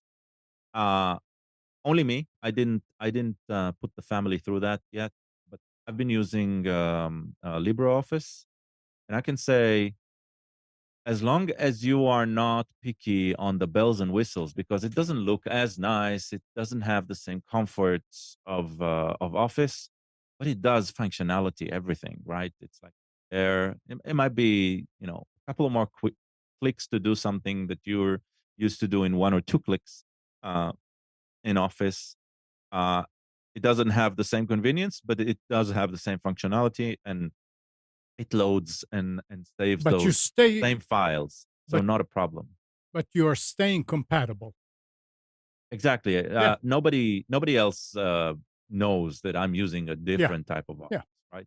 So, and it works. It works rather well. So I'm I not think complaining. for me, that requirement is eased because I'm not doing a lot of business anymore. And I did a lot, I did all my invoices. I started in Word, and then I'd save them as PDFs, and I would use PowerPoint all the time, Right. and so a lot of conversion to PDFs, and so So I'm in a. LibreOffice is where Office 2013 was, And that's why right? Which I is only which is just not bad. upgraded. I was Yeah, using exactly. Which 2009. Exactly. It's Yeah, not bad. It's yeah. not like it's not terrible. It's not as good. It's not as streamlined. The UI work that at first bugged a lot of people about Office has become the standard, and it's not there, but everything that you need is there. And if you're willing to if you're willing to deal with a bit of like a learning curve, a small one, it's there, it's stable, it doesn't crash, right? That's what's important. So it's definitely a viable option. What's made me most Yeah. unhappy with Office is the mandatory cloud integration and the way they've played around with um, aliases for folders. So your everything you save in default, even if you're not using it, you don't even log into the cloud, Yeah, goes to a folder, cloud, Word, whatever. And it's like, and I played around on one machine and tried to change it myself, and it just destroyed my whole file structure. So it yeah, was not easy to do. I read about it and I said the ways to do it. I wasn't willing to go in and be making all these registry changes to try exactly. to A get lot it of to work. registry work Oh to gosh. kick out that cloud Yeah. integration. Yeah, Yeah. So I just said, no, put it back to the way it was. I just ignore the top of like where you save files. It always says your default is to the cloud. right. Yeah, Yeah. Yeah. yeah. That I agree. And yeah, it's the only effective way of not using the cloud is to ignore it. It's like That you're it's right. not. Yeah, Put a piece of tape over that part of the screen. exactly. Yeah. Don't install the OneDrive. Oh, it doesn't matter. Doesn't You matter. remove OneDrive, you still get that button. They'll have it. It's the Yeah. way that they build the file structure so it works with OneDrive. I don't know. I mean, mine doesn't use it, but Well, what I've been version are you using? 2019. Trust me, it's there. You learned not to click on it. Oh, You do not, you like filtered it mentally. It's there. Look for it, you'll find it. okay. It's No, there. I It's mean, the default. I'm still, when I use Office, it's still the same as it was 2007 or earlier, 2003, Well, what version are you using? 2019. Well, it's there in No, so it's 2019. there. No, It's there. You just I'm not going to look for it. Don't worry.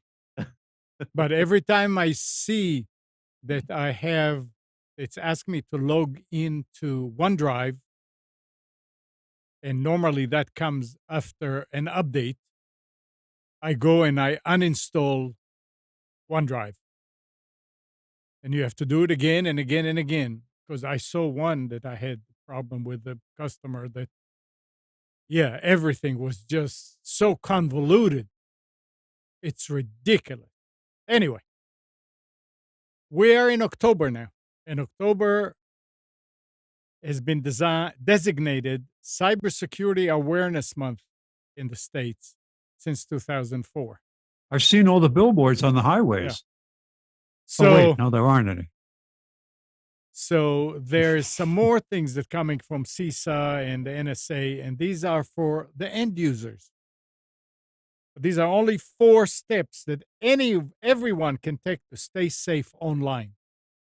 Use strong passwords, meaning long, random, and unique to each account, and use a password manager to generate and save them.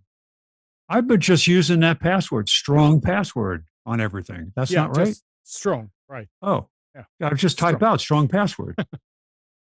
Add No. 42 at the end. That makes That's it. Every year, change it to Just 43, use 44. and I remember when we went through that period where that customer of Delta Force, the one of the users opened the email and rendered the whole network unusable, that they had to restore. That's when I found out that actually, what did I use strong passwords. Some of them are 10, some of them are 16. But I found out that I was using something by Santa Claus is coming to town. And when you compare the two, the Santa Claus is coming to town was a lot stronger. I remember this. I remember seeing this story. Yeah. Just using song lyrics is better than having all these crazy Yeah. special characters. Yep. So it's interesting. But use XKCD 936, right? what? Yeah, XKCD 936. I'll post the link. Okay. Yeah. It's the one. This is from. I don't know if there's a date to it. I don't There remember. are you can go on the internet and you can get password meters. You just download the little, or you do it online, and you type it in, and it tells you. Yeah, how but it doesn't work when your bank says your password cannot be longer than 12 characters. Well, that's true. right. Yeah. So And- that's the and- problem, right? That's part of the Right. problem. And we're coming down to this thing here. The second thing, turn on multi-factor authentication on all accounts that offer it. Not many offer it, but if they do offer it, use it. Recognize and report phishing. Be cautious of unsolicited emails, texts, or calls asking you for personal information, or if you're in the office and they say, "Oh, we need to come and repair something. Can you give it?" No. Don't click on links or open attachments from unknown sources. Update your software. In fact, enable automatic updates on your software so that the latest security patches just keep your devices continuously up to date. That's I That's have a the latest problem. I have the latest version of XP on all my machines. I'm fine. so now here is the thing: is CISA is asking tech companies and software developers to create products that are secure by design.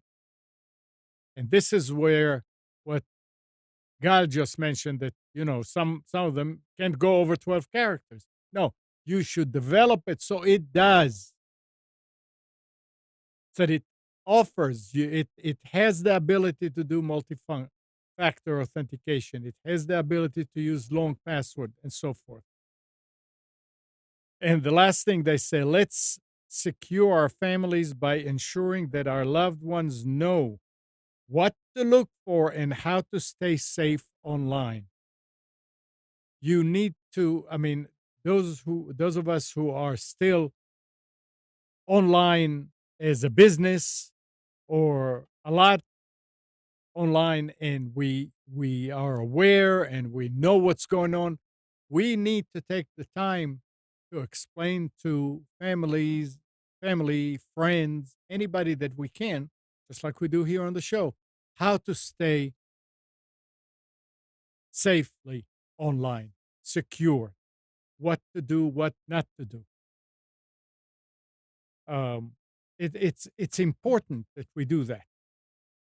And like I said, this is October, and it's Just had a discussion. I was visiting family on Long Island and had got together with my brother and sister and their families, and we had to talk about the latest um, AI based phone scams where you get a call from a child or from a relative or whatever saying, I just got arrested. yeah, And it's so realistic now yep, because you can ask questions. Where are you?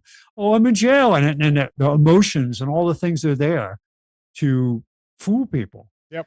And it's just, Yeah, I mean, they're all kind of they're getting better and better every day.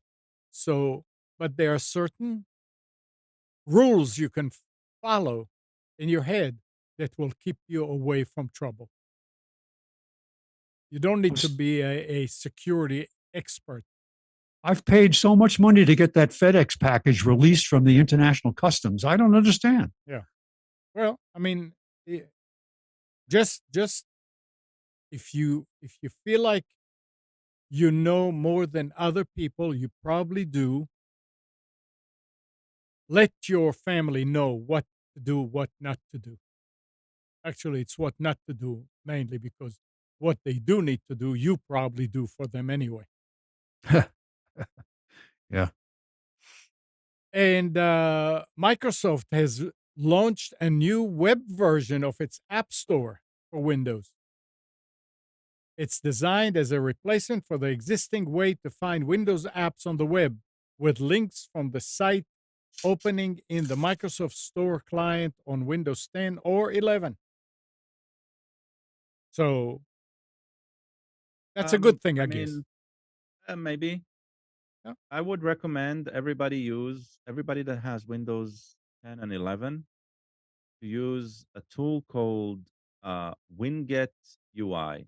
Yeah. So Winget is Microsoft's own open source based um, package installation tool, which resembles in the way it works and the way it functions a lot of Linux, Unix world command line installers. In the past, the only solutions such as these were some open source projects from third parties. One of them is called very famously Chocolately, and there's another called Scoop that I talked about in the past. Uh, Winget UI uses Microsoft's built-in Winget. On Windows 10, you need to install it. You need to install Winget, but Windows 11 comes with Winget baked in.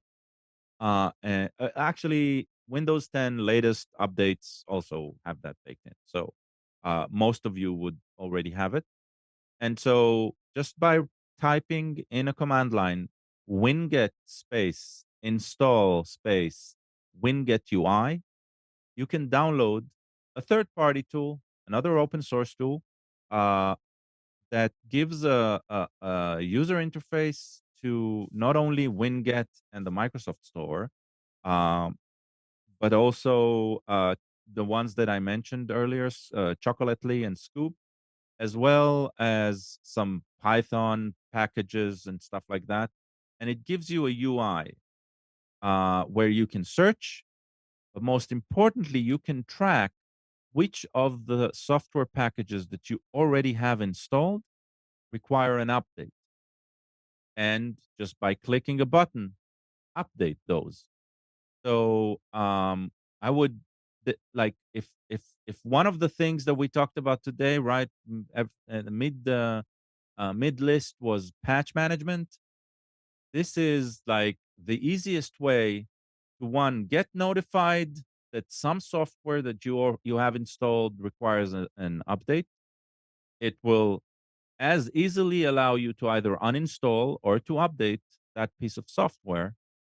And if you want to install a new piece of software, you have a place where you can search for it by name and see if the installation can be automated.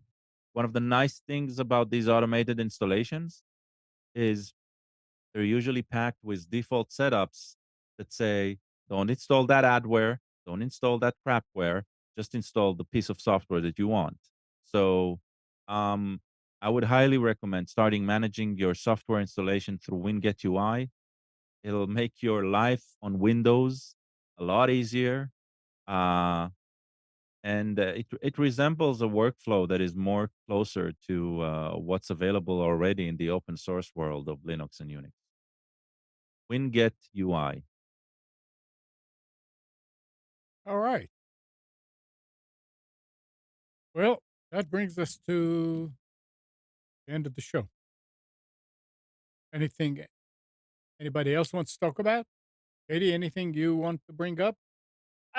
I know I've been pretty quiet, but I don't have much to contribute to cell phones and magnets and stuff. But during the show, I did buy Nomad Sculpt. It's a 3D sculpting software program for your iPad, and I've been messing around with it this whole time, and it is amazing. It's only $15, but you need an iPad. You need an iPad that supports the pencil, I think.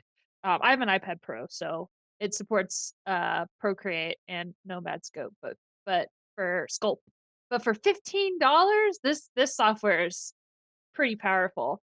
Um, and so I'm gonna sculpt some things and then print them on my 3D printer because I can use free software on my desktop, like Blender. That's a free 3D open source software and stuff. But You I said you can or you cannot?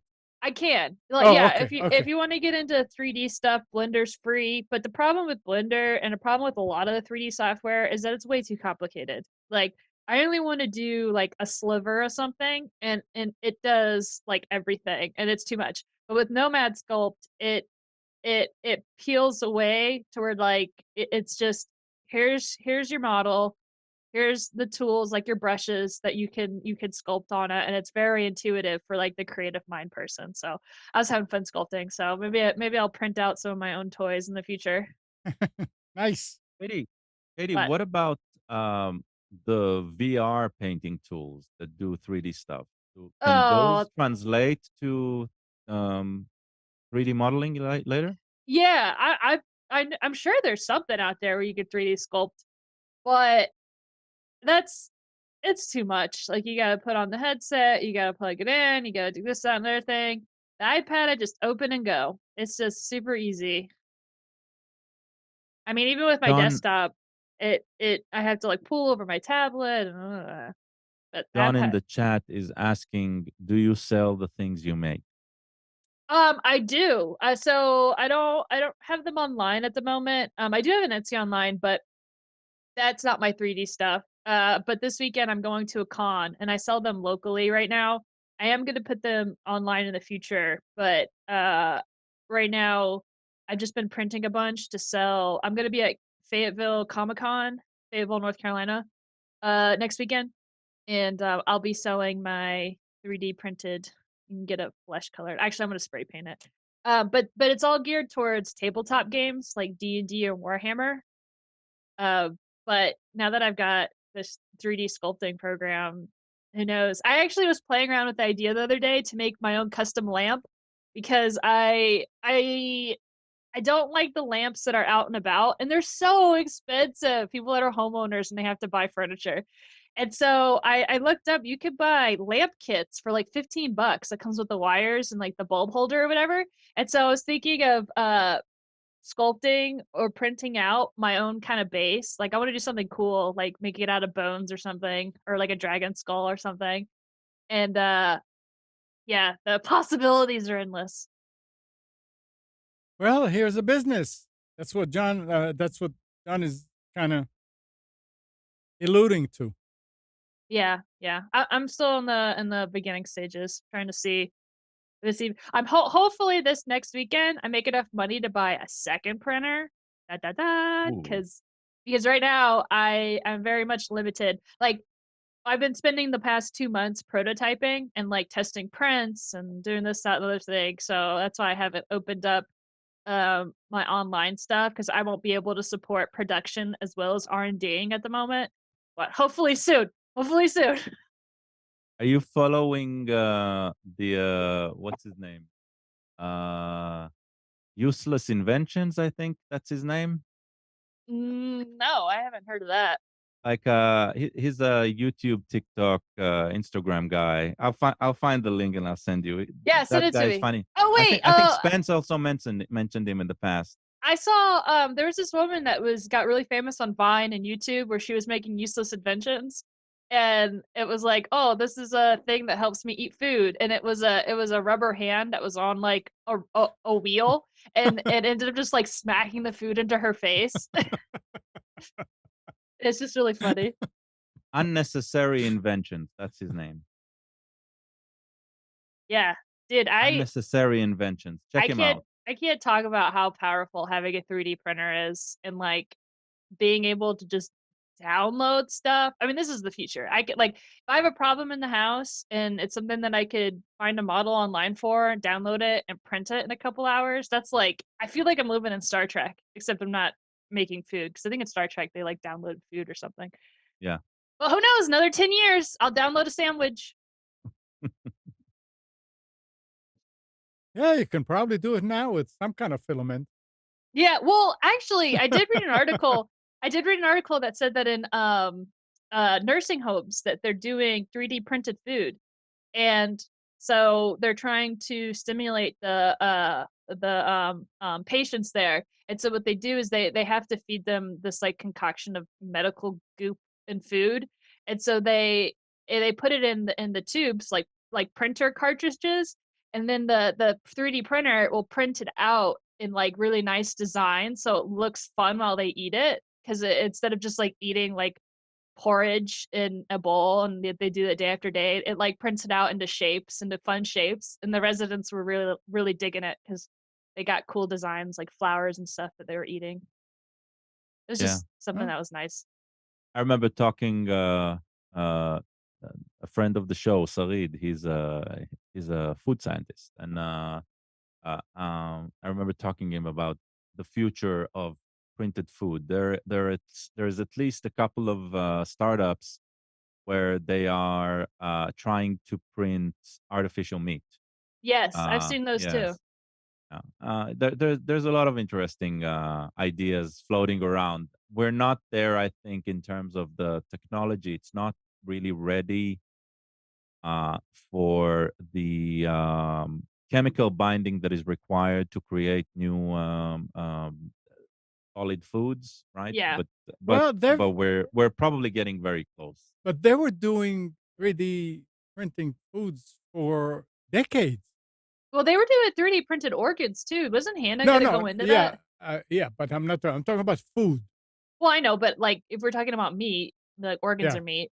I think the thing is no, but that they could 3D print a lot of stuff, so they could 3D print meat. Now, how stable that meat So is another question. substitution meat, right? It's like from plant based. The idea is not to do it with meat tissue, to do it with something that is a substitution, but will create something that looks like the real thing. So but I mean, nobody picked up on this. not yet. I mean, who knows? If No, about the 3D food printing that's been going on for decades and decades. Which I 3D print consider it are you? 3D printing, and it's even, you can use, I mean, spaghetti, Ah, oh, all kind of pasta, it's watch out! 3D I'm not printing. I'm not cracking jokes here. Call the press.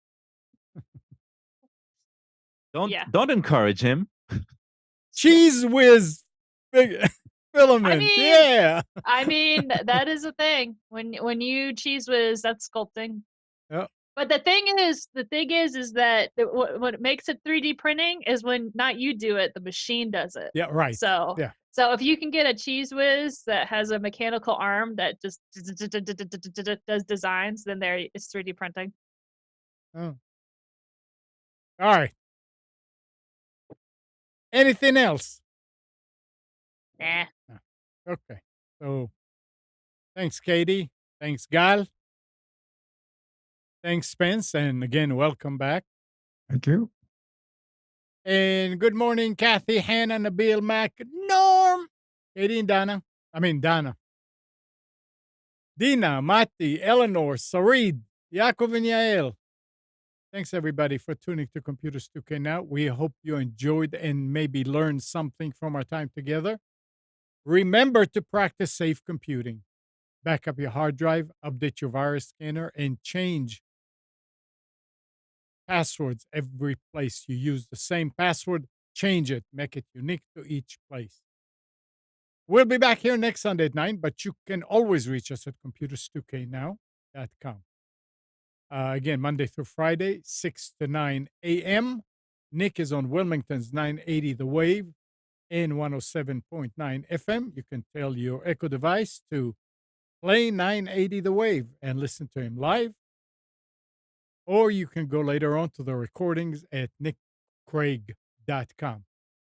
And Tuesdays, lately it's been Mondays, 7 p.m., Nick and Brian do the Infection podcasts. That's for survival games, gaming news, and some political commentary on Twitch. So twitch.tv/Infection Podcast. Have a great week, everybody. Take care, and we'll be back together next week.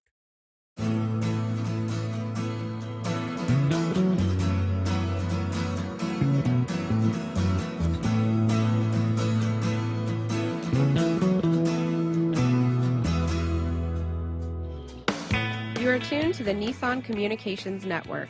If you tuned in too late, you can always watch each program in its entirety or download an MP3 audio file of it in the archives section at nissancommunications.com. Don't forget to subscribe to our YouTube channel, follow us on Twitter, and like us on Facebook. Sponsored by StreamingGear.com and DeltaForce.net.